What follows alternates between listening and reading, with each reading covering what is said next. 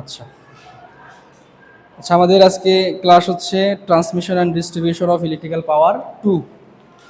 আমরা এর আগের সেমিস্টারে TD1 করে আসছিলাম, এটা হচ্ছে TD2। প্রথম অধ্যায়ে যে আলোচনা করা আছে সেটা হচ্ছে মধ্যম পরিবহন লাইনের ধ্রুবক। বই খোলো, ব্যাগটা এখানে রেখে দাও, এখানে শুধু বইটা রাখো।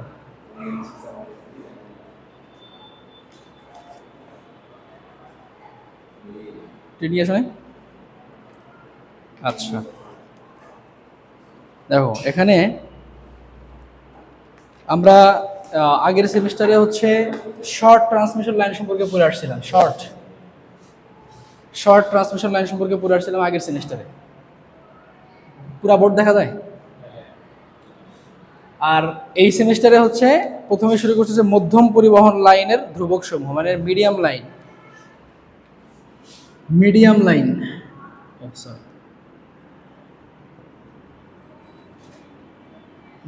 লাইন কনস্ট্যান্ট ধ্রুবক। হ্যাঁ, কনস্ট্যান্ট মানে হচ্ছে ধ্রুবক।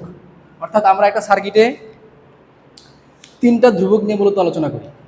একটা রেজিস্ট্যান্স, ইন্ডাকট্যান্স, ক্যাপাসিট্যান্স। এই তিনটা ধ্রুবক নিয়ে আমাদের কাজ। হ্যাঁ, আমাদের যে যত সমস্ত লোডগুলো লাগাই, ফ্যান, ফ্রিজ, হ্যাঁ, মোটর, জেনারেটর, এভরিথিং, হ্যাঁ, লাইট, ফ্যান, যা বলো না কেন, সব কিছু মিলে আমাদের হয় তিন ধরনের ডিভাইস হবে। হয় একটা রেজিস্টিভ লোড হবে, নয় ইন্ডাকটিভ লোড হবে, নয় ক্যাপাসিটিভ লোড হবে। আর লাইনের ক্ষেত্রে অনুরূপ, আমরা যে ট্রান্সমিশন লাইন, যে লাইনগুলোর মাধ্যমে হচ্ছে আমরা বিদ্যুৎ সাপ্লাই দিই, জেনারেশন পয়েন্ট থেকে যে বিদ্যুৎ সাপ্লাই প্রদান করি, এখানে হচ্ছে আমাদের তিন ধরনের ধ্রুবক কাজ করে। একটা রেজিস্ট্যান্স কাজ করে, ইন্ডাকট্যান্স কাজ করে, ক্যাপাসিট্যান্স কাজ করে। আচ্ছা, তোমরা মনে হয় এটা মনে হয় আগের সেমিস্টারে হয়তো বা স্যার পড়াইছিল, যে সেটা হচ্ছে নর্মালি ট্রান্সমিশন লাইন একটা তো হচ্ছে, ধরো হচ্ছে লোড, বাসা বাড়িতে যে লোডগুলো লাগাই দিছি, এখানে আমাদের বাল্ব লাগাই দিছি, ধরো হচ্ছে রেজিস্টিভ লোড। একটা কয়েল সিস্টেম, কোনো মোটর লাগাই দিছি, ইন্ডাকটিভ লোড হতে পারে, ক্যাপাসিটিভ লোড হতে পারে। কিন্তু প্রশ্ন হচ্ছে এটা যে স্যার আমরা ট্রান্সমিশন লাইনে তো হচ্ছে আমরা কোনো ইয়া দিই না। ট্রান্সমিশন লাইনে আমরা তো কোনো লোড লাগাই না। লোড লাগাই, এখানে কোনো বাল্ব লাগাই, ফ্যান টান লাগাই না, তাই না? মোটরও লাগাই না। বাট এখানে রেজিস্ট্যান্স কেন আসতেছে, ইন্ডাকটেন্স কেন আসতেছে, ক্যাপাসিটেন্স কেন আসতেছে, এটার প্রশ্ন। হ্যাঁ, প্রশ্ন আছে কিনা? আচ্ছা, তুমি কি বললা? ইনসুলেটর না, ইনসুলেটর দেখো, ট্রান্সমিশন লাইনে যে আমরা তারটা লাগাইছি, ফার্স্ট অফ অল আমরা দেখি একটু রেজিস্ট্যান্সটা কেন আসে। রেজিস্ট্যান্স বানান খালি ভুল লিখতেছি নাকি? খুব মজার বিষয়, হ্যাঁ, মনোযোগ দিলে গেলে বোঝা যাবে, কঠিন কিছু না, ম্যাথ ট্যাথ কিছু না। তাহলে আমরা বলতেছি তিন ধরনের ধ্রুবক আসে, রেজিস্ট্যান্স, ইন্ডাকট্যান্স, ক্যাপাসিটেন্স। রেজিস্ট্যান্সটা কেন আসে? আমরা তো এখানে দেখো তার ইউজ করছি কিনা, পরিবাহী তার ইউজ করছি না? তারের বাধাটা কেমন হয়? রেজিস্ট্যান্স, তারের একটা রেজিস্ট্যান্স আছে না, নিজস্ব রেজিস্ট্যান্স আছে না? কপার ধরা হচ্ছে খুব একটা ভালো পরিবাহী, তারপরেও এর কিছু রোধ আছে কিনা? আছে, আছে না? রূপা অনেক ভালো পরিবাহী, তারপরেও তার একটা রোধ আছে কিনা? অবশ্যই কিছু রোধ আছে, হয়তো বা কম, বাট তার একটা রোধ আছে। তো রেজিস্ট্যান্সটা কোথা থেকে আসতেছে? এই পরিবাহী। হ্যাঁ, পরিবাহী থেকে কি আসতেছে? পরিবাহী থেকে রেজিস্ট্যান্স আসতেছে। তাহলে ইন্ডাকট্যান্স কোথা থেকে আসতেছে? ইন্ডাকট্যান্সের প্রভাবটা কোথা থেকে আসতেছে? স্যার আমরা তো এখানে কোনো ইন্ডাক্টর লাগাই দিছি না, তা ইন্ডাকটিভ কোনো লোড লাগাই দিছি না, তারপরেও এখানে ইন্ডাকট্যান্সটা কেন প্রভাবটা আসতেছে? দেখো, নর্মালি ট্রান্সমিশন লাইনে একাধিক তার থাকতে পারে, দুই তিনটা করে চারটাও তার থাকতে পারে। তো এখানে একটা কথা বলছে যে আমাদের শর্ট ট্রান্সমিশন লাইন যখন আমরা পড়াশোনা করছি তখন শুধু রেজিস্ট্যান্স নিয়ে আলোচনা করছি, মনে আছে? তখন শুধু রেজিস্ট্যান্স নিয়ে আলোচনা করছি যখন শর্ট ছিল। বাট যখন আমরা মিডিয়াম বা লং ট্রান্সমিশন লাইন আসতেছি, এখানে আমরা মিডিয়াম নিয়ে আলোচনা করতেছি। তো যখন আমরা মিডিয়ামে আসতেছি তখন আমাদের এই ইন্ডাকট্যান্স এবং ক্যাপাসিট্যান্স আসতেছে। তার মানে বোঝা গেল এটা শর্টের ক্ষেত্রে না, মিডিয়াম অথবা লং ট্রান্সমিশন লাইনের ক্ষেত্রে এই বিষয়গুলো আসতেছে। তাহলে কেন আসতেছে দেখো, এখানে দেখা আছে 50 থেকে 150 কিলোমিটার পর্যন্ত যে ট্রান্সমিশন লাইনটা, এটা মূলত আমরা মধ্যম বলি, এবং সেখানে ভোল্টেজটা কীরকম থাকবে? 20 কেভি, 20,000 ভোল্ট। 20 কেভি মানে কত? 20 কেভি মানে 20,000 ভোল্ট। অনেক উচ্চমানের ভোল্টেজ না?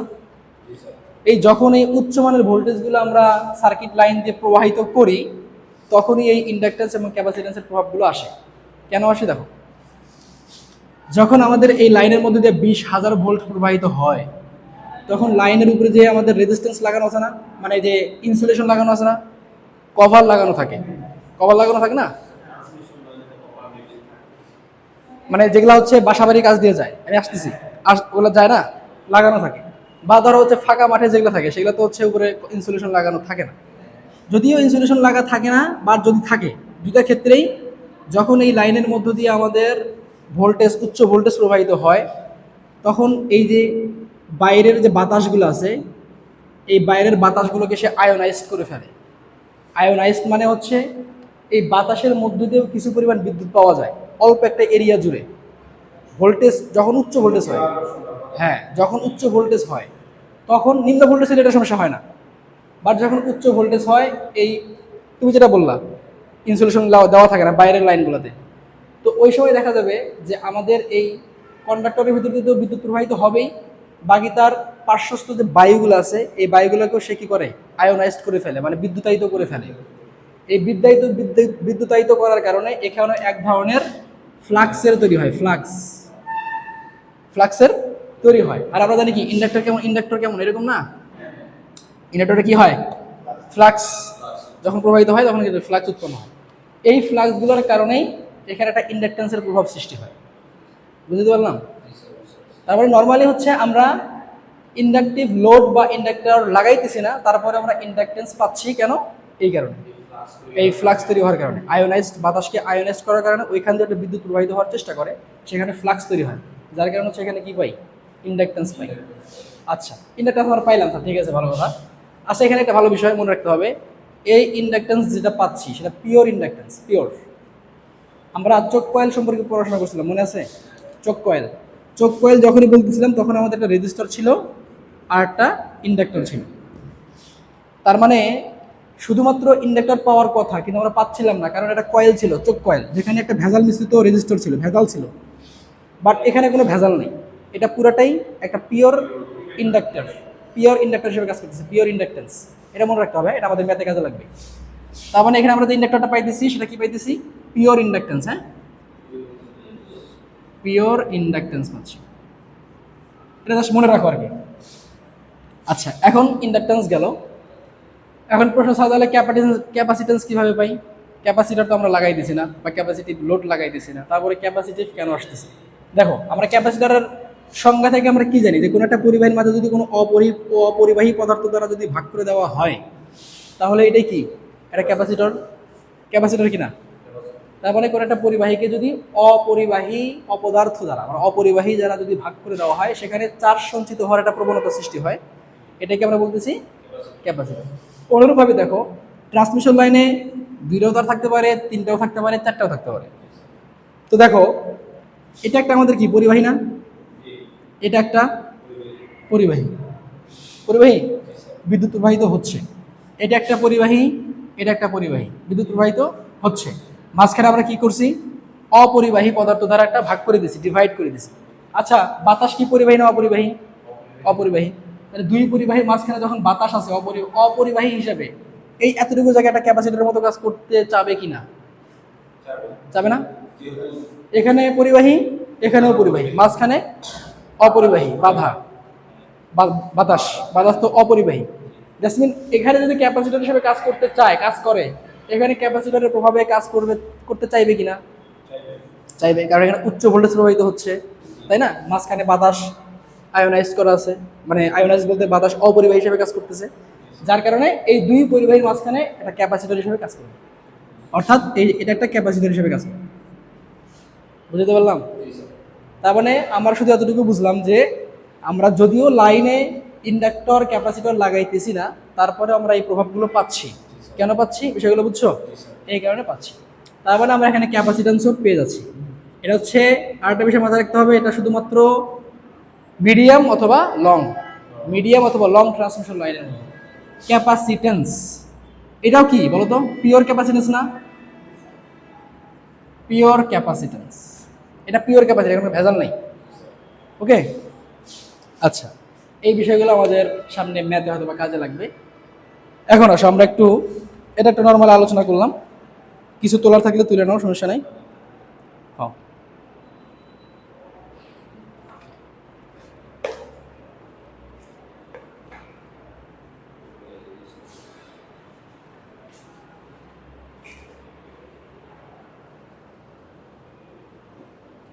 পজ করে দেবে। হ্যাঁ, আচ্ছা এখন তাহলে আমরা এই বিষয়গুলো বুঝলাম। এখন যেটা দেখবো সেটা হলো আমরা আগের সেমিস্টারে যে বিষয়গুলো পড়ে আসছিলাম সেটা জাস্ট 2 মিনিটে বা 3 মিনিটে আমরা একটু রিভিশন দিই, আমাদের যেন মাথায় চলে আসে বিষয়গুলো। ট্রান্সমিশন লাইনে তাহলে আমরা কি বললাম, 3 ধরনের ধ্রুবক থাকবে। একটা রেজিস্টার থাকবে, ধর একটা লাইন থাকবে, সার্কিট থাকবে এরকম, এটা একটা আমাদের ট্রান্সমিশন লাইন। ওকে, সাপোজ ধরে নিলাম এটা লাইন গেছে, এটা আবার ব্যাক করছে, ব্যাক করতে হবে না। এখানে আমরা আলোচনা করলাম 3টা বিষয় নিয়ে, একটা রেজিস্টার থাকবে, রেজিস্ট্যান্স থাকবে, সার্কিটের ক্যাপাসিটেন্স থাকবে এবং ইন্ডাকটেন্স থাকবে। আমরা একটু দিয়ে দিই, ধরো এখানে ছিল হচ্ছে আমাদের একটা রেজিস্টার যেহেতু থাকার কথা থাকবে, আমরা মনে করো যে এক জায়গায় এটা ধরে নিলাম আর কি, ম্যাথ করার সুবিধার্থে আমরা একটা জায়গায় ধরে নিলাম। পুরো সার্কিট তো আর হিসাব করা যাবে না, একটা জায়গায় ধরে নিয়ে হিসাব করতে হবে। বুঝতেছো আমার কথা? আরটা কি থাকবে? ইন্ডাকটেন্স থাকবে নাকি? এটা ইন্ডাক্টর আমরা দিয়ে দিলাম এখানে। আচ্ছা, আর একটা বললাম যে একটা ক্যাপাসিটেন্স থাকবে, তাই না?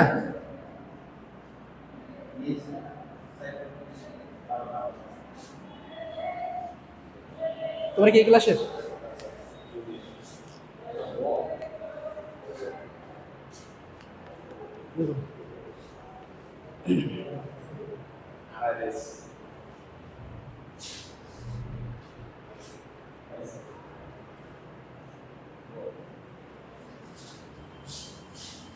আচ্ছা, তাহলে কি বললাম, 3টা বিষয় আমরা সার্কিটে দিয়ে দিলাম আমাদের হিসাব করার সুবিধার্থে।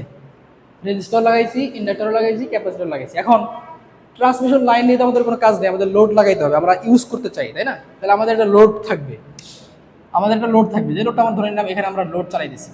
এটা লাইট হতে পারে, ফ্যান হতে পারে, ফ্রিজ হতে পারে, যে কোনো কিছু হতে পারে, মোটর হতে পারে। আচ্ছা, তাহলে একটা আর লাগাইলাম, একটা এল লাগাইলাম, বা তোমরা এটা এক্সেল দ্বারা বলতে পারো, এক্সি লাগাইলাম বা সি লাগাইলাম। এক্সি সি তো আমরা চিনি নাকি? সিতে হচ্ছে ক্যাপাসিটর, সিতে ক্যাপাসিটর, আর এক্সিতে ক্যাপাসিটেন্স। মানে একটার হচ্ছে এই সি এর একক হচ্ছে কি মাইক্রো ফ্যারাড বা ফ্যারাড, আর এক্সি এর কি ওহম হয় না, আমরা ওহমিক ভ্যালু নিয়ে কাজ করি, সি বা এক্সি। আর এখানে লোডটা যে কোনো কিছু হতে পারে, রেজিস্টিভ লোডও হতে পারে, ইন্ডাকটিভ লোডও হতে পারে, ক্যাপাসিটিভ লোডও হতে পারে। আর আমরা এখানে কি করি, একটা সাপ্লাই ভোল্টেজ দিই, তাই না? সাপ্লাই ভোল্টেজ দিছিলাম, সাপ্লাই ভোল্টেজ লাগবে না আমাদের। আর আমরা এখান থেকে ভোল্টেজটা রিসিভ করতেছিলাম, ভি আর, আর মানে কি রিসিভ, আর এস মানে সাপ্লাই। তারপরে আমরা একটা ভোল্টেজ সাপ্লাই দিচ্ছিলাম, একটা গ্রহণ করতেছিলাম, এবং সার্কিটের মধ্যে যে একটা কারেন্ট প্রবাহিত হইতেছিল আমাদের আই আর, ধরে নিলাম এটা আই আর, আই আর না দাও, ধরো হচ্ছে আই এস, সাপ্লাই কারেন্ট। আমরা একটা কারেন্টকে সাপ্লাই দিচ্ছিলাম, এবং আমরা এখানে একটা রিসিভার একটা ভোল্টেজও পাইতেছিলাম, ধরো আই আর। সাপ্লাই দিয়েছিলাম আই এস, সাপ্লাই নিচ্ছি কত, আই আর নিচ্ছি। এটা হতে পারে, আমরা জাস্ট ধরে নিলাম। তো আমরা এই টাইপের ম্যাথগুলো আমরা নর্মালি হচ্ছে আমাদের আগের সেমিস্টারে করে আসছিলাম। এখান থেকে আমাদের ভোল্টেজ রেগুলেশন বের করতে হয়েছে, আমাদের কোথায় কোন ড্রপ হচ্ছে সেটা বের করছি, দক্ষতা বের করছি, করি নাই? ম্যাথগুলো আমরা শিখছিলাম, আমরা আরও শিখবো এখানে, আমরা একটু অন্য প্রসেস শিখবো। তো এখানে যেটা ছিল দেখো, আই এস, এই সার্কিট একটা কি সিরিজ সার্কিট না? সিরিজ সার্কিট এটা না প্যারালাল? সিরিজ সার্কিট, একটাই লাইন মতো, তাই না? তার মানে সিরিজ সার্কিট হিসাবে আমরা জানি না, ডিসি সার্কিটে শিখে আসছি না? ডিসি সার্কিটের যে হিসাব, ওই সেম হিসাবে এগুলো করলেও হবে। শুধুমাত্র যেহেতু ইন্ডাকটেন্স এবং ক্যাপাসিটেন্স আসবে, এখানে একটা পোলার ফর্মের মানে আসবে, অ্যাঙ্গেল আসবে, এই পার্থক্যটা কোথায়? হিসাবের প্রসেসে কোনো পার্থক্য নেই, সহজ করে নেওয়া বিষয়গুলো। হিসাবের ক্ষেত্রে প্রসেসে কোনো পার্থক্য নাই, শুধুমাত্র ক্যালকুলেটরের হিসাব একটু ঝামেলা হবে। সেটা কি, আমাদের একটা অ্যাঙ্গেল নিয়ে কাজ করতে হবে। কথা বুঝতে পারলাম? শুধু অ্যাঙ্গেল নিয়ে কাজ করতে হবে। আচ্ছা, আজকে আমরা এদিকে যাচ্ছি না, আমরা শুধু নর্মালি তোমাদের একটু রিভিশন দিয়ে দিলাম আর কি, আগের ক্লাসে তোমরা যেটা শিখে আসছো।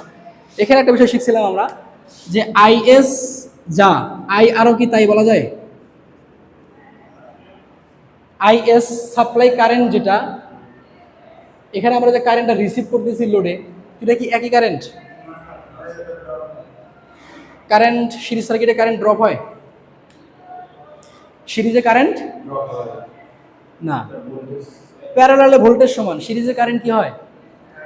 কারেন্ট সমান হয়, সিরিজে কারেন্ট সমান। বুঝছো? মনে থাকবে এগুলো? হ্যাঁ, মনে থাকে না? তাহলে মনে থাকে না। আল্লাহু আকবার। আচ্ছা যাই হোক, বাদ দাও। আচ্ছা, এতটুকু মাথায় রাখো, সিরিজে কারেন্ট সমান হয়, দ্যাটস মিন এখানে যে আমরা কারেন্টটা প্রবাহিত করতেছি এখানে সেম কারেন্টেই পাবো, একই সার্কিট না? আর সিরিজে কারেন্ট কি হয়? সমান। আচ্ছা, আর একটা বিষয় আমরা শিখছিলাম এরকম, যে ভিএস ভোল্টেজ, মানে আমরা যদি এখানকার যদি ভোল্টেজটা যদি বের করতে চাই, আমাদের ধরো নর্মালি রেটেড ভোল্টেজ দেওয়া থাকবে, মানে হচ্ছে ওই যে রিসিভারের ভোল্টেজটা দেওয়া থাকবে, দেওয়া ছিল, আমরা করে আসছি ম্যাথগুলো। আমাদের সাপ্লাই ভোল্টেজ আমরা কীভাবে বের করতে পারি? নর্মালি ডিসি সার্কিট চিন্তা ভাবনা করো, যে এখানকার ভোল্টেজ যদি আমরা জানি যে ড্রপে কত ভোল্টেজ আমরা পাচ্ছি লোডে, এখানকার ভোল্টেজের সাথে এখানকার ড্রপ যদি আমরা যোগ করে দিই, তাহলে কি আমরা সাপ্লাই ভোল্টেজ পেয়ে যাবো? পাবো না? এটাই তো নিয়ম নাকি? লোডে যতটুকু ভোল্টেজ এখানে যতটুকু ড্রপ হবে, এতটুকু হিসাব করলে যা হবে সেটা হচ্ছে আমাদের কি? Supply voltage. দ্যাটস মিন আমরা এটা বলতে পারি supply voltage is equal to V R plus, এটা হতে পারে, আমি এটা আলাদা আলাদা করে রেখি। হ্যাঁ, তাহলে মানে এই তিনটা ড্রপ আর এটা ড্রপ যদি আমরা যোগ করে দিই সাপ্লাই ভোল্টেজ পাবো। ধরো হচ্ছে আই এবং হচ্ছে আইএস, সাপ্লাই প্রবাহিত হচ্ছে কি আইএস, তাই না? তাহলে আইএস আর এটা একটা ড্রপ, এখানে একটা ড্রপ না? ড্রপ মানে কি? আমরা ভোল্টেজ ড্রপ, ড্রপ মানে কিসের ড্রপ? ভোল্টেজের ড্রপ। আর ভীষণ আমরা কি জানি? আই আর, তাই না? আই এবং আর, বা আই এক্সএল বা আই এক্সি লোড, তার মানে এখানকার ড্রপ আইএস আর, সে বুঝলাম এটা। আবার এখানে সাপ্লাই, এখানে ড্রপ কি হবে? আইএস এক্সএল, এখানে কি হবে? আইএস এক্সি। বুঝতেছো? কিন্তু পার্থক্যটা কি বলছিলাম? সব হিসাব এইরকমই, পার্থক্যটা হচ্ছে এখানে শুধু কি থাকবে? আমাদের অ্যাঙ্গেল থাকবে, আর অ্যাঙ্গেলটা আমরা ভেক্টর আকারে এভাবে প্রকাশ করতে পারি, একটা এই যে সেম হিসাবে হবে, শুধুমাত্র কি হবে? অ্যাঙ্গেল আসবে, যেটা আমরা ক্যালকুলেটরে করবো, যখন ম্যাথ করবো আমরা শিখবো এগুলা। তো এখান থেকে দেখো, আমরা যদি ভোল্টেজ এখানকার যদি সাপ্লাই ভোল্টেজ পেয়ে যাই, এখানে যদি আইএস যদি পেয়ে যাই, আই আর দেওয়া থাকবে, আই আর যা আইএসও তাই। আর এখান থেকে আমরা যখন ভোল্টেজ হিসাব করব তখন এখান থেকে একটা অ্যাঙ্গেল পাবো না? এসি সার্কিটের ম্যাথে আমরা অ্যাঙ্গেল পাইনি, ওই অ্যাঙ্গেল যদি আমরা পাই, থিটার মান যদি আমরা পেয়ে যাই, এখান থেকে আমাদের পাওয়ার বের করতে পারবো না? পি সমান সমান ভি আই কস থিটা আমরা জানি। ধরো VS IS cos theta S, তার মানে ভিএস সাপ্লাই ভোল্টেজ আমরা যদি পেয়ে যাই, আইএস যদি পেয়ে যাই, আর এখান থেকে অ্যাঙ্গেল যদি পেয়ে যাই, তাহলে আমরা কি পাওয়ার বের করতে পারবো না? পারবো, তাই না? নর্মালি ম্যাথগুলো এরকমভাবে আমাদের হয়, এই কয়েকটা জিনিসই চাই। কারেন্ট চাবে, সাপ্লাই কারেন্ট চাবে, সাপ্লাই ভোল্টেজ চাবে, হ্যাঁ, ভোল্টেজ ড্রপ কীরকম হবে সেটা চাবে, ভোল্টেজ রেগুলেশন। আমাদের যদি ভোল্টেজ রেগুলেশন যদি কখনো চাই, দেখো সহজ সূত্র, ভোল্টেজ রেগুলেশন যদি আমাদের চাই কখনো, ভোল্টেজ রেগুলেশন ভি আর ই জি, ভোল্টেজ রেগুলেশন যদি কখনো যদি আমাদের কাছে চাই, আমরা কি জানি? ভোল্টেজ রেগুলেশন হচ্ছে ভোল্টেজের ড্রপ ডিভাইডেড রেটেড ভোল্টেজ, মানে ওই যে সাপ্লাই ভোল্টেজ যেটা দেওয়া থাকবে, মানে গ্রহণ প্রান্তের যে ভোল্টেজ দেওয়া থাকবে, এটাই হচ্ছে আমাদের কি? ড্রপ। বা তোমরা আর একটা সূত্র এখানে লিখতে পারো, ড্রপ সমান আমরা কি জানি? ভোল্টেজ ড্রপ বলতে হচ্ছে আমাদের যে এই লোডে এখানে যতটুকু ড্রপ হচ্ছে। আচ্ছা, কখনো যদি আমাদের সাপ্লাই ভোল্টেজ দেওয়া থাকে, এই ভোল্টেজটা যদি দেওয়া থাকে, আমরা কি ড্রপ বের করতে পারবো? কীভাবে পারবো? এই ভোল্টেজ থেকে যদি আমরা এই ভোল্টেজ যদি বাদ দিই, যতটুকু ভোল্টেজ আমরা পাচ্ছি না ততটুকু, তার মানে কি? এখানে ড্রপ হয়েছে। তার মানে এখান থেকে আমরা এই সূত্রও লিখতে পারি যে ভিএস মাইনাস ভি আর ডিভাইডেড ভিআর, দেখা যায় ভিআর এই ড্রপটা শুধু আমরা এভাবে লিখতে পারি, তাই না? এই সূত্রগুলো দিয়েই দেখো, মনে করো আমরা আগের সেমিস্টারে এই সূত্রগুলো দিয়ে আমরা ম্যাথ করে আসছি। আমি শুধু একটু জাস্ট কী করলাম, রিভিশন দিলাম, তোমাদের সামনে কাজে লাগবে একটু। এটা এরকম প্রয়োজন নাই, বাট তোমরা এই যে ভোল্টেজ রেগুলেশনের সূত্র তুলে তো আমরা এটা মূলত শর্ট ট্রান্সমিশন লাইনের একটা সার্কিট ডায়াগ্রাম ছিল, বাট আমরা এই বই এখন পড়বো মিডিয়াম ট্রান্সমিশন লাইন। মিডিয়াম এবং লং পড়াশোনা করব। মিডিয়াম ট্রান্সমিশন লাইনের হিসাব করতে গেলে আমাদের নর্মালি এই সার্কিট নিয়ে আমরা হিসাব করতে পারি না, কারণ মিডিয়াম ট্রান্সমিশন লাইনগুলোতে আমাদের এখানে নর্মালি শর্ট ট্রান্সমিশন লাইনে আমরা এই যে ইন্ডাকট্যান্স এবং ক্যাপাসিট্যান্স নিয়ে আলোচনা করতেছিলাম না, বাট আমরা মিডিয়ামে এই বিষয়গুলো নিয়ে আলোচনা করব। তো এই বিষয়গুলো নিয়ে আলোচনা করতে গেলে আমাদের যেটা হয়, আমরা নর্মালি তিনটা পদ্ধতিতে আমরা মিডিয়াম ট্রান্সমিশন লাইন এবং লং ট্রান্সমিশন লাইন হিসাব করি। বাট আমাদের শর্ট ট্রান্সমিশন লাইন যেটা ছিল, নর্মালি আমরা যে সার্কিটটা অঙ্কন করছি এইভাবেই আমরা সবগুলো ম্যাথ করতে পারছি। কিন্তু মিডিয়ামে আসতে গেলে আমাদের এই সিস্টেমে আসলেই অনেকটা হয় না। আমাদের কি করতে হয়, কি এগুলা করাইছিল এগুলা?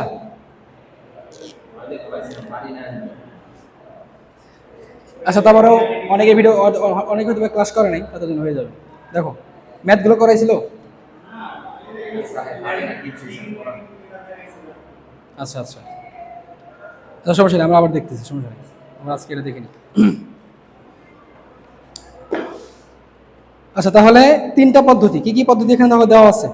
একটা হচ্ছে প্রান্তিক ক্যাপাসিটর পদ্ধতি, নমিনাল টি পদ্ধতি এবং নমিনাল পাই পদ্ধতি।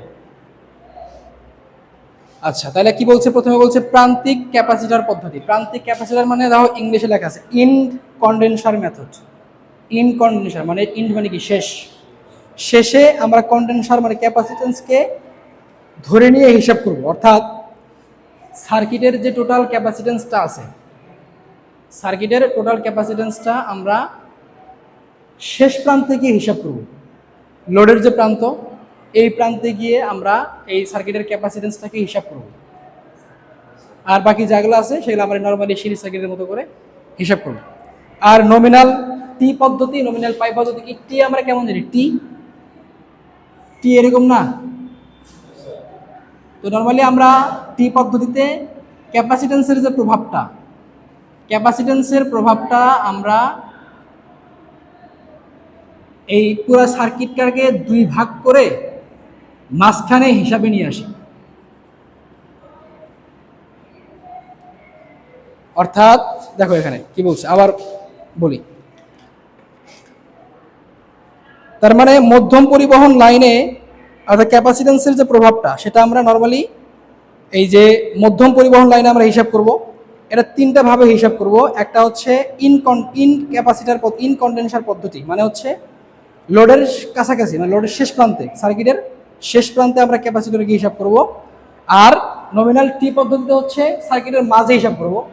আর পাইটা কেমন হয় চিত্রটা, পাইটা এরকম না, এটা একটা পায়ের চিত্র না, পায়ের যে চিত্রটা। তো নর্মালি আমরা করবো কি, সার্কিটটাকে আমরা মাঝখানেই নিব, আর এই ক্যাপাসিটেন্সটাকে আমরা সার্কিটের দুই ভাগে ভাগ করে দিব। মানে চিত্রটা অনেক মতো পায়ের মতো হবে। এটাকে আমরা বলতেছি পাই, এটাকে আমরা বলতেছি টি। আচ্ছা, আজকে আমাদের অত বেশি আলোচনা নাই, আজকে আমাদের আলোচনা হচ্ছে ইন্ড কন্ডেনসার মেথড নিয়ে আলোচনা। ইন কন্ডেনসার, হ্যাঁ, ইন কন্ডেনসারের চিত্র দেখো কেমন হয়। আচ্ছা দেখো,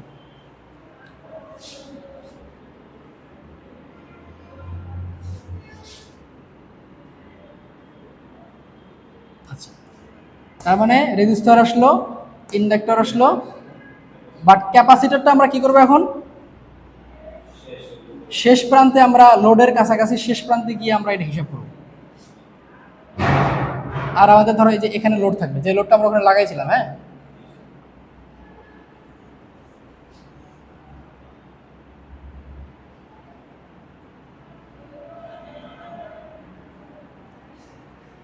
তার মানে ক্যাপাসিটেন্সের প্রভাবটা আমরা এখন কি করতেছি, একটা পদ্ধতিতে হচ্ছে আমরা কি করতেছি, ইন কন্ডেনসার পদ্ধতি, এটাকে আমরা বলতেছি ইন কন্ডেনসার পদ্ধতি।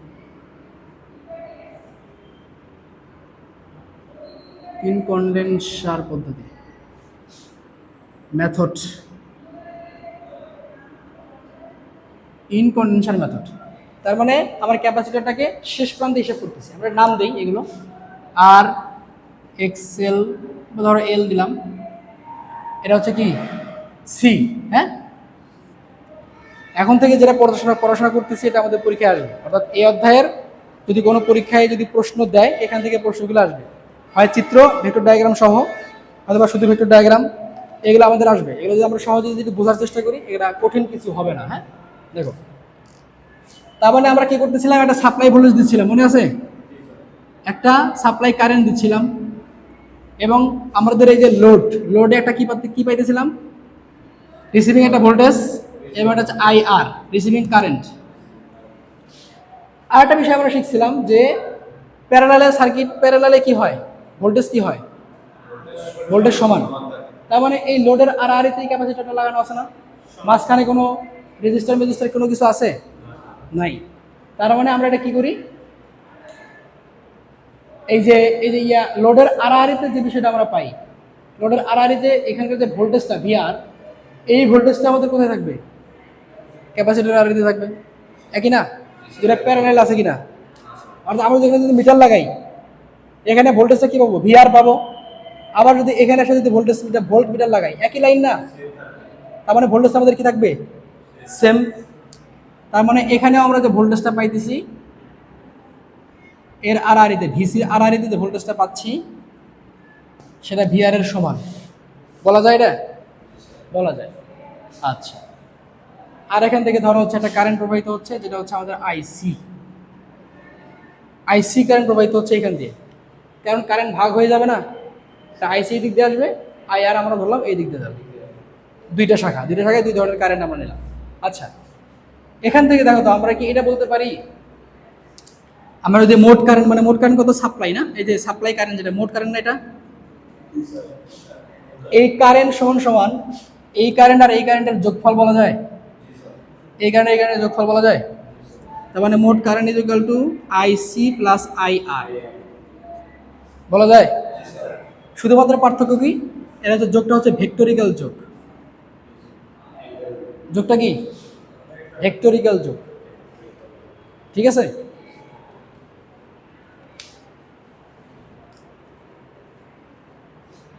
আচ্ছা, এখন দেখো সাপ্লাই ভোল্টেজ যদি আমরা বের করতে চাই, এখানকার ভোল্টেজ আর এখানকার ভোল্টেজ কি সেম ভোল্টেজ না, তার মানে আমরা যদি এই ভিআর বা ভিসি যদি পাই, এর সাথে যদি আমরা যদি এই ড্রপটা যদি যোগ করে দিই, তাহলে কি আমরা ভিএসটা পাবো, ভিএসটা আমরা পেয়ে যাব। VS is equal to VR plus ISR লেখা যায়, প্লাস আইএসএক্সএল লেখা যায়, বাট এটা কি যোগ হবে, ভেক্টরিক্যাল যোগ, ভেক্টরিক্যাল যোগ লেখা যায় না। আচ্ছা, আর কোনো কিছু ওখানে আছে নাই, এই কটা জিনিস আমরা এখান থেকে লিখতে পারি। এখন দেখো আমাদের এখানে বলছে এই সার্কিট হতে ভেক্টর ডায়াগ্রাম, আমরা যে ভেক্টরিক্যাল যোগ যে বলতেছি, এই ভেক্টর বিষয়টা কি, এটাকে উপস্থাপন করতে বলা হয়েছে। বলতেছি না যে এটা যোগ হবে, বাট কিসের যোগ হবে, ভেক্টরিক্যাল যোগ হবে। এই ভেক্টরিক্যাল যোগটা কেমন, এটা ভেক্টর ডায়াগ্রামের মাধ্যমে আমাদের দেখাইতে হবে, বুঝছো। এখন দেখো ভেক্টর ডায়াগ্রাম এটা আসলে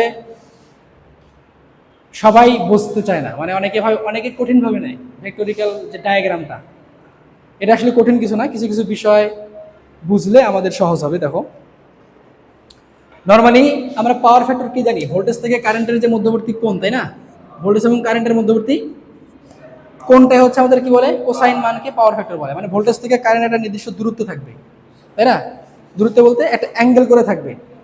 আর আমরা জানতাম যে ভোল্টেজ থেকে যদি কারেন্ট, যদি সার্কিটটা যদি ক্যাপাসিটিভ হয়, এটা আমাদের পূর্বের মানে একদম সেই এসি সার্কিটের পড়াশোনা, ভোল্টেজটা যদি সার্কিটটা যদি আমাদের ক্যাপাসিটিভ হয়, তাহলে ভোল্টেজ থেকে কারেন্ট কি থাকে, লিডিং থাকে, লিড মানে থাকবে কি, লিড মানে আগে থাকবে, লিডার সবসময় কোথায় থাকে, আগে থাকে, প্রভাব দেখায় বিষয়ে, হ্যাঁ 90 ডিগ্রি লিডিংয়ে থাকবে।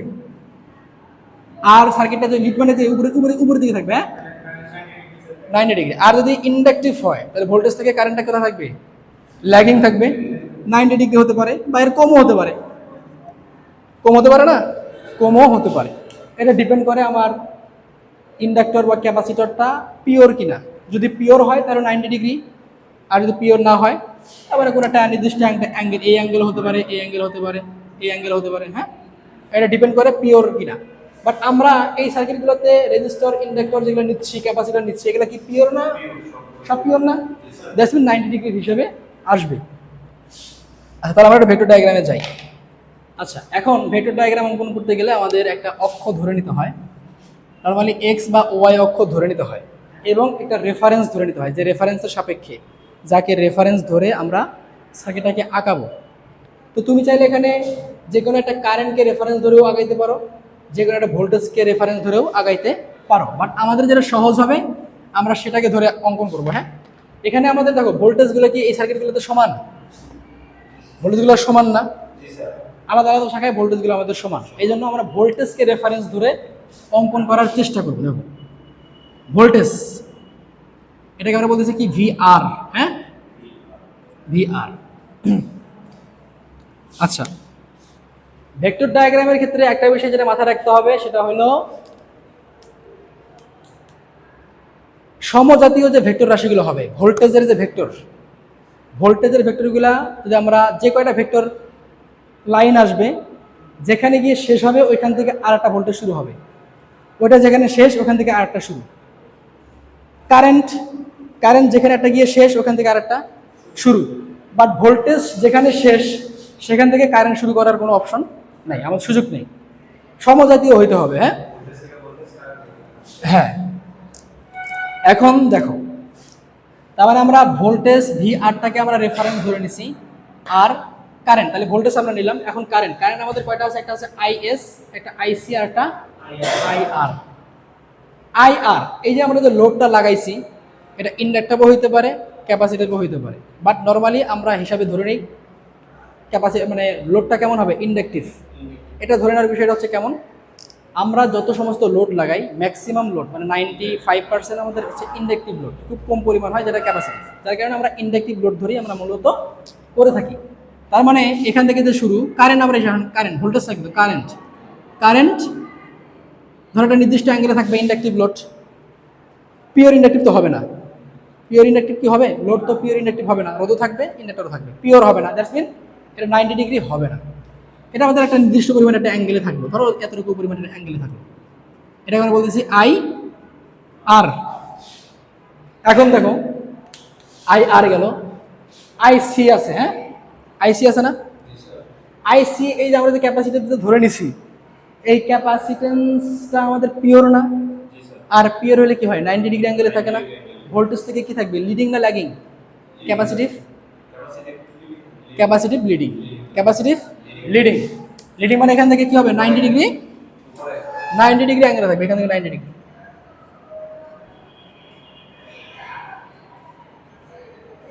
তার মানে এটা আই সি, ঠিক আছে, দেখা যায়। এখন এটাকে তোমাদের কথা বলতে, স্যার আপনি তো বললেন যে সমজাতীয় যে বিষয়গুলো যেখানে গিয়ে শেষ হবে সেখান থেকে শুরু হবে, বললাম না? তারপরে আইসি এখানে গিয়ে শেষ, আইআর, আইসি কি এখান থেকে শুরু হওয়ার কথা না? এখান থেকে শুরু হওয়ার কথা না? মূলত সার্কিটটা আমাদের এইখানেই আসবে, এই যেখানে আইসি। বাট এটা প্রশ্ন হতে পারে, স্যার আমরা এইদিকে কেন গেলাম? আমরা তো এইদিকে আগাইতে পারতাম, এদিকেও আসতে পারতাম, তাই না? এদিকে কেন গেলাম, কেন গেলাম বুঝছো? আসলে মূলত হওয়ার কথা কি রকম? লিডিং এ হওয়ার কথা না? 90 ডিগ্রি থাকার কথা না? ধরো এটাকে আমরা এই যে এখানে বসাই দিচ্ছি, অনুরূপভাবে বসাই দিচ্ছি, এই বুঝতেছো তুমি? তোমার নাম জানি কি? নুর আলম না? নুর আলম, বুঝতেছো তুমি? তারপরে আমাদের একটা 90 ডিগ্রি এখানেই থাকার কথা, বাট আমরা এখান থেকে কোথায় নিয়ে আসতেছি? এখানে নিয়ে আসতেছি, কারণ যেখানে শেষ সেখানে শুরু। এখন দেখো, আমরা এই যেখানে কি বলছিলাম, আইসি এবং আইআর কে যোগ করলে আমরা কি পাবো? আইএস পাবো। তার মানে এই যে আইআর এবং হচ্ছে আইসি, এটাকে যদি আমরা ভেক্টরিক্যাল, যদি ভেক্টরিক্যাল যোগ বলতে এই যে ভেক্টরিক্যাল যোগ, এই দুইটা মিলে, এটা এই ভেক্টর মিলে আমরা যদি যোগ করে দিই আমরা কি পাবো? আইএস পাবো, মনে থাকবে? তারপরে আমরা এখান থেকে আইএসটা পেয়ে গেলাম। আচ্ছা তুমি পরে তোলো, আমি সময় দেবো, হ্যাঁ, সমস্যা নেই। তারপরে আমাদের কারেন্টের কাজটা কিন্তু মোটামুটি শেষ। কারেন্টের কাজ মোটামুটি শেষ। এখন ভোল্টেজ, আমাদের ভোল্টেজ আমরা ভিএস বের করতে চাই মূলত। আমাদের ভিআরটা আমরা ডায়াগ্রামে দেখিয়ে ফেলছি। এখন আইএসআর আছে, আইএস এক্সএল আছে, তাই না? এখন দেখো এখানে কি হয়। তারপরে আমরা বলছিলাম কি যেখানে শেষ সেখান থেকে কি হবে, শুরু হবে। অ্যান্টি ক্লক বলতে ভিডিওটা পজ করো। আচ্ছা প্লে। তার মানে যেখানে শেষ সেখান থেকে শুরু। আর আমরা এখানে ভি সাপ্লাই বের করতেছিলাম, V R plus ISR IS XL. তারপরে আমরা ভি আরটা অলরেডি পেয়ে গেছি। এই দুটো যদি আমরা কোনোভাবে বের করতে পারি। এখন ভেক্টর ডায়াগ্রামের ক্ষেত্রে আর একটা বিষয় তোমাদের মাথায় রাখতে হবে, সেটা হচ্ছে যদি আমাদের একটা রেজিস্টর নিয়ে আলোচনা করি, রেজিস্টরের ভোল্টেজ কোনো একটা রেজিস্টরের রেজিস্টিভ লোড ভি আর যে বরাবর থাকবে, আই আরও সেই বরাবর থাকবে। অর্থাৎ রেজিস্টিভ লোডে আমাদের পাওয়ার ফ্যাক্টর ইউনিটি হইতো, মনে আছে? পাওয়ার ফ্যাক্টর ইউনিটি, ইন্ডাক্টরের ক্ষেত্রে ল্যাগিং, ক্যাপাসিটরের ক্ষেত্রে লিডিং। ইউনিটি মানে কি, এখানে কোনো অ্যাঙ্গেল থাকতো না, ভোল্টেজ এবং কারেন্টের মাঝে কোনো কি থাকতো না, অ্যাঙ্গেল থাকতো না। ল্যাগিংয়ের ক্ষেত্রে এরকম থাকতো, এরকম থাকতো। বাট যখন রেজিস্টার থাকতো তখন সেটা আমাদের ইন ফেজ থাকতো, ইন ফেজ মানে একই ফেজে থাকতো। এটা আমাদের মুখস্থ, সেই সার্কিটে পড়ে আসছি। তাহলে ভি আর যেখানে থাকবে, আই আর সেই বরাবর থাকবে, ঠিক আছে? আচ্ছা এখন দেখো এখান থেকে ভি আর আমরা এটা পেয়ে গেছি। এখন আমরা বের করবো হচ্ছে ড্রপ আমাদের কি হবে, আইএস এবং আর, আইএস এবং আর। এখন দেখো তো এই যে আমরা আইএস, এই আইএসটাই তো আই আর এর কারেন্ট না? তার মানে আমাদের এখানকার যে ভোল্টেজ, এই ভোল্টেজটা এই এন ফেজে থাকার কথা না, আইএস বরাবর থাকার কথা। কিন্তু আমাদের এখান থেকে শুরু হবে না, শুরু হবে কোথায় থেকে, এখান থেকে, কারণ আমরা ভোল্টেজ নিয়ে কাজ করতেছি। কিন্তু আমি শুধু এতটুকু বুঝাচ্ছি যে আমরা আগাবো কোন দিকে, আগাবো কোন দিকে, এই দিকে, স্যার এদিকে আগাবো না এদিকে আগাবো না এদিকে আগাবো। আইএসটা কোন বরাবর আছে, যে যতটুকু অ্যাঙ্গেল নিয়ে আছে ততটুকু অ্যাঙ্গেল নিয়ে আমরা এই দিকে শুরু করবো। এটা এই দিকে আছে না, এটা এই বরাবর থাকবে, বুঝতে পারলাম? তার মানে এইখানে থাকবে, এরকম ভাবে থাকবে একটা, হ্যাঁ। তার মানে আইএস আর, পাইছি? এখন আমাদের এই ইন্ডাক্টরটা পিওর না ভেজাল? পিওর। আর পিওর হইলে আই আর এর সাথে কয় ডিগ্রি থাকার কথা, 90 ডিগ্রি। তার মানে তোমরা এইখান থেকে 90 ডিগ্রি অ্যাঙ্গেল নাও, এখান থেকে 90 ডিগ্রি অ্যাঙ্গেলে কত নিলে এরকম হবে, হয়েছে 90 ডিগ্রি। তার মানে এটা হচ্ছে আমাদের আইএস এক্সএল, এক্সেল মানে ওই যে এক্সেল, ঠিক আছে? বুঝলাম? আচ্ছা হ্যাঁ, খাড়াই তো হওয়ার কথা, কিন্তু আমাদের এটা একটা অ্যাঙ্গেলে আছে না, এটার সাপেক্ষে দেখো, এই যে এটার সাপেক্ষে দেখো, এটার সাপেক্ষে দেখো। তুমি বলতেছো স্যার এরকম ভাবে লম্বা হওয়ার কথা, কিন্তু এটা তো আমাদের লম্বা না, এটা তো আমাদের এরকম আছে। তাহলে কি 90 ডিগ্রি হইলো? যদি সোজা থাকতো তাহলে হইতো, বাট এটা এরকম আছে না, এখান থেকে 90 ডিগ্রি নিতে হবে, এইটা 90, বুঝছো? এই নুরুল বোঝা যায়? তুমি তো খাতা নিয়ে এসে তুমি বুঝবা কি। আচ্ছা এখন দেখো আমরা ভিএস বের করতে চাচ্ছি ভেক্টরিক্যাল ভাবে, ভিআর আইএসআর আইএস এক্সেল আমরা অলরেডি ভেক্টরটা আঁকাইছি না? তার মানে আমরা যদি এই ভিআর এবং আইএসআর এটাকে যদি আমরা যোগ করে দিতে পারি, এই তিনটা ভেক্টরকে যদি আমরা যোগ করে দিতে পারি, আমরা কি পাবো, তার মানে এই যে এখান থেকে আমরা এটা যদি যোগ করে দেই, তারপরে কি পাবো, হিসাব বুঝছো?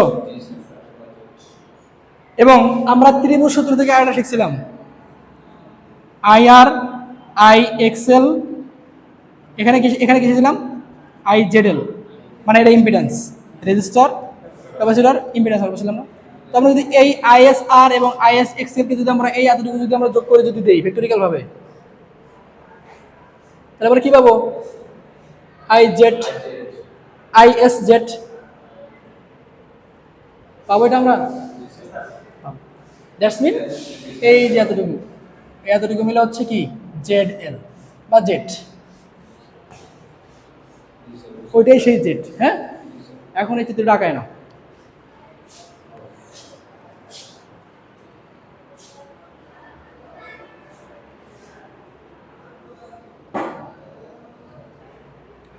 এখন স্যার এই যে প্রশ্ন হচ্ছে যে এগুলা শিখে আমাদের লাভ কি হলো? এগুলা শিখে লাভ হলো আমাদের, এগুলো আমাদের ম্যাথে কাজে লাগবে। এখন দেখো ম্যাথে কিভাবে কাজে লাগবে। আমরা যদি আইএস বের করতে চাই, আইসি এবং আইআরকে আমরা যদি যোগ করি আইএসটা পেয়ে যাবো। যোগ করতে পারবো না?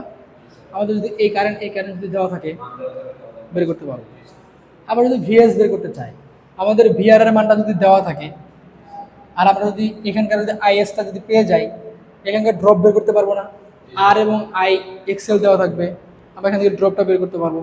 তো এখানকার ড্রপ আর এখানকার ভোল্টেজটা যদি আমরা যোগ করি, এটা পাবো না? পেয়ে যাব। ভোল্টেজ রেগুলেশন যদি বের করতে বলে, আমরা জানি কি ড্রপ, তাই না?